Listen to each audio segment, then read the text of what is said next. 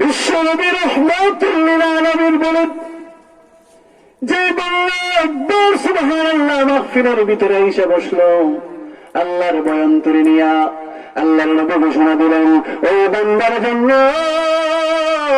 জান্নাতের ভিতরে একটা গাছ লাগাইয়া দেওয়া হয় রে।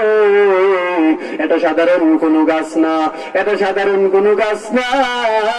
ওই গাছটার নিচে যদি একটা দ্রুতগামী ঘোড়া যদি 500 বৎসর দৌড়ায়, ওই গাছের কিনারায় যাইতে পারে না। একবার সুবহানাল্লাহ বলার কারণে।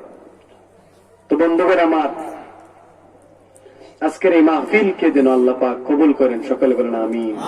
আর একটু জোরে বলেন আমিন। এখন যে কথাটা বলতেছিলাম, আমি আয়াতের কিছু অংশ বললাম, একবার হাদিস থেকে একটু তেলাওয়াত করেছি। আর দুনিয়া